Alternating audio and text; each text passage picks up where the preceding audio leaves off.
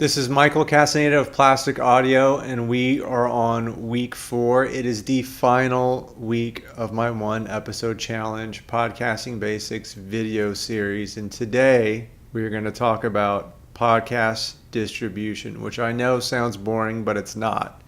It's a pretty critical role in this whole process. So if you haven't watched weeks 1 through 3, go back and watch them before this.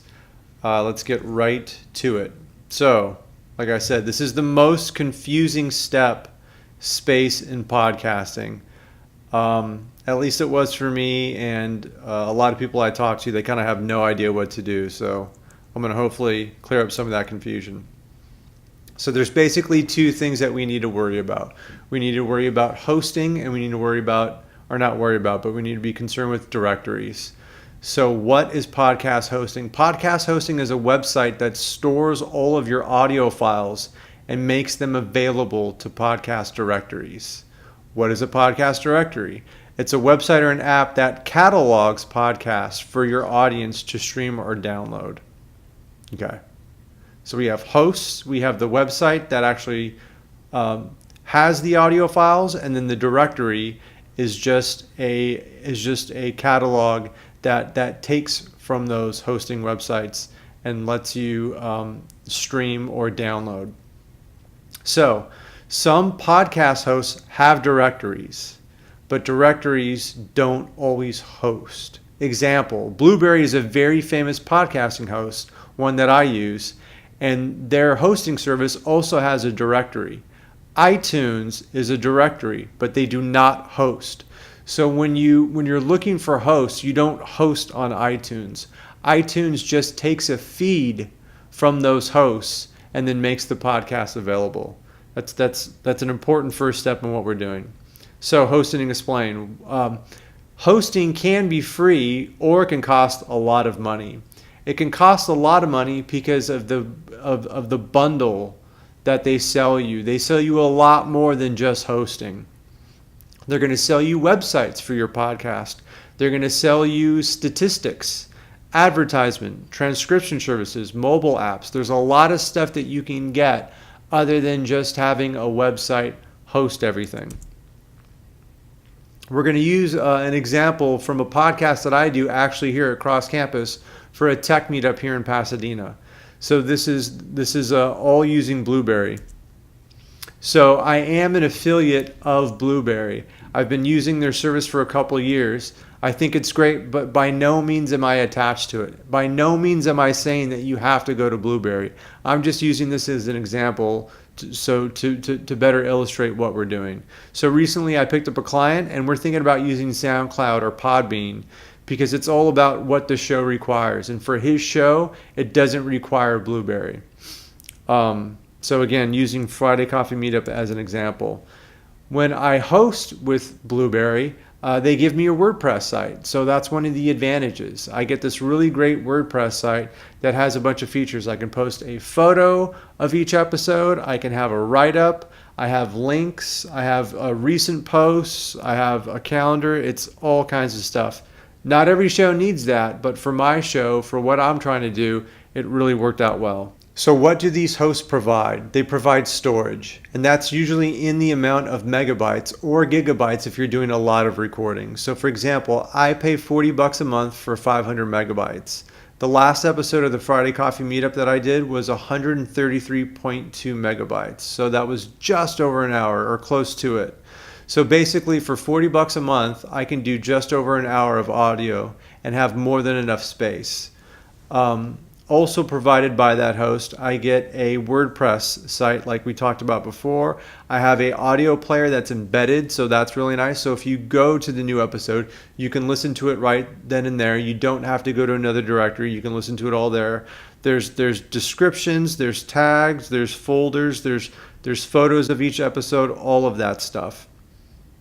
You also get statistics for that's listed on their directory and all of the other main ones.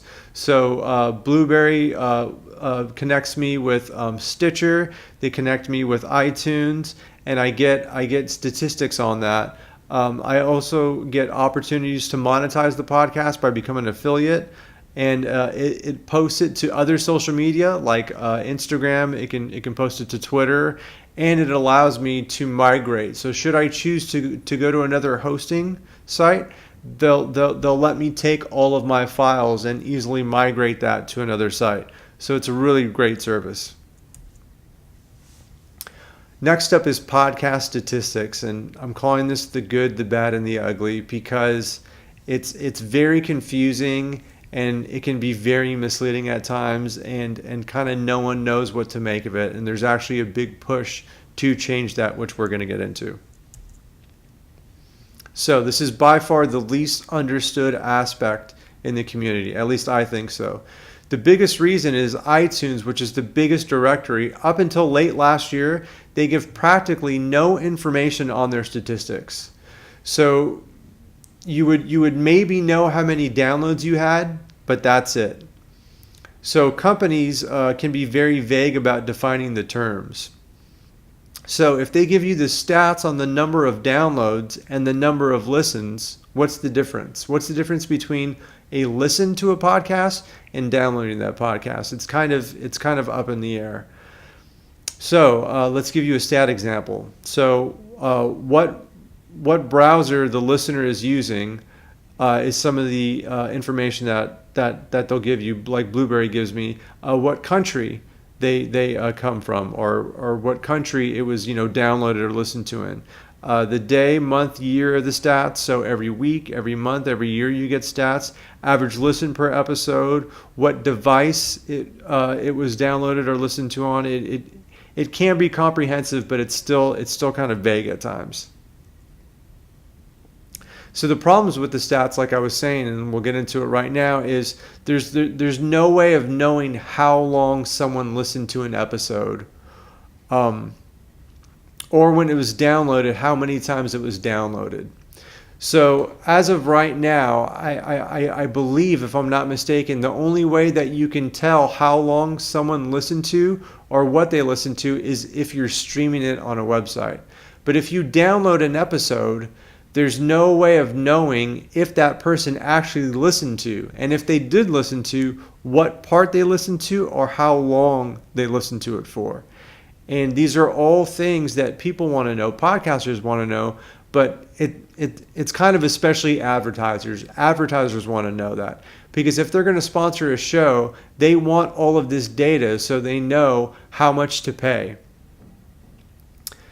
Also, there's a really big push to create a industry standard. Everyone always wants that for podcasts. I put the blah, blah, blah because it's really not important to me to have an industry standard. I like that everything, or not everything, but I like that a lot of this is kind of the Wild West. It's just, if I'm going to have someone advertise on my podcast, we're going to negotiate that. I don't want some group of people, some industry saying, no, this is the rate that we're recommending and this is the rate that we think that you should negotiate or that you should use for a sponsor. I don't see why that's going to help me as a podcaster.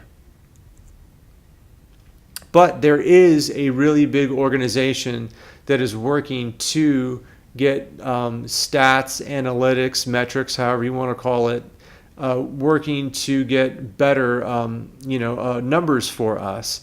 And that is the IAB, the Interactive Advertising Bureau. So there's two certifications, or there's two groups that they've certified so far as of this recording, January 24th, 2019.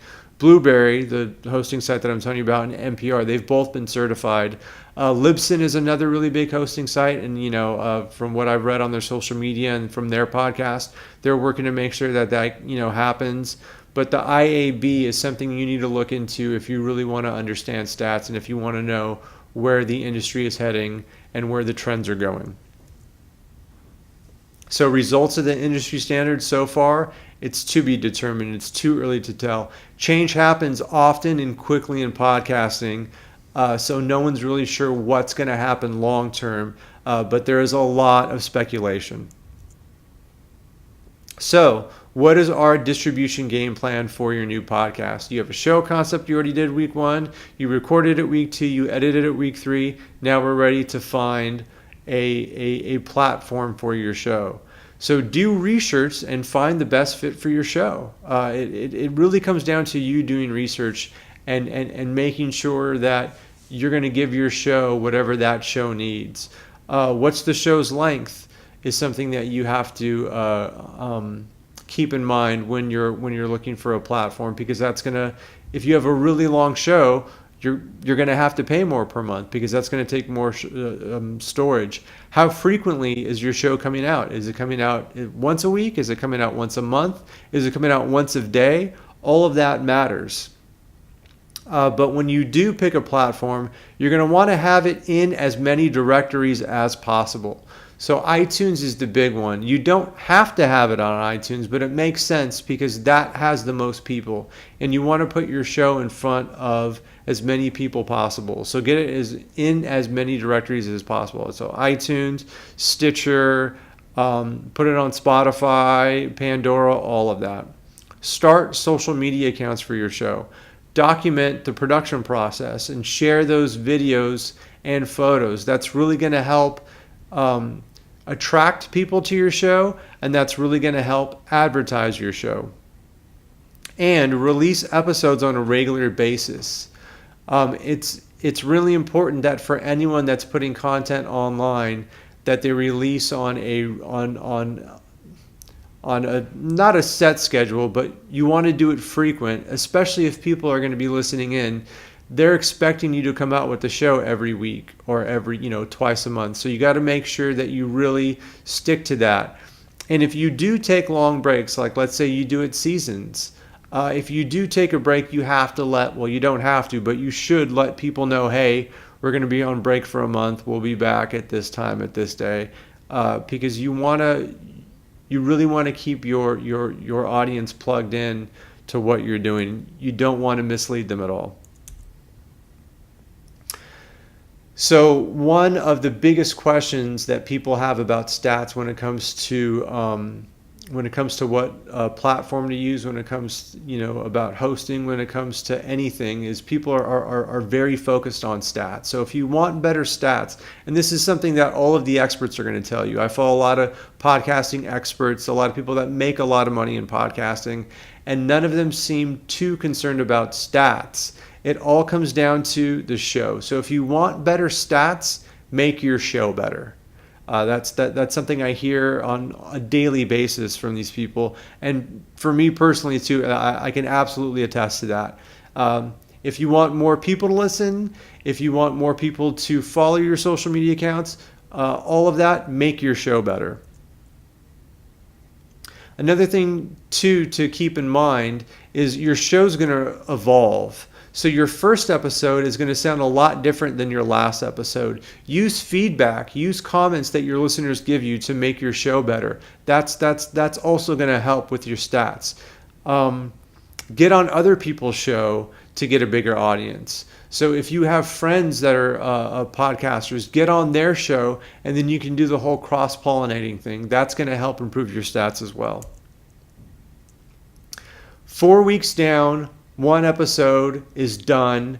Congratulations. If you were following this one episode challenge, 4 weeks later you have an episode. You have this week to upload it, to pick whatever platform to host it, put it on as many directories as possible. If you have any questions about any of these weeks, week 1 through 4, any process at all, please contact me. Follow Podcast Q&A by Plastic Audio on Anchor FM. Follow me on YouTube, Instagram, Twitter, Facebook. Congrats. I had a lot of fun doing these series, and I'm going to do a lot more. Next up, I'm going to do an entire series on advanced concepts in podcasting. So please stay tuned and share these videos with anyone that you think would be interested in podcasting. Thank you very much.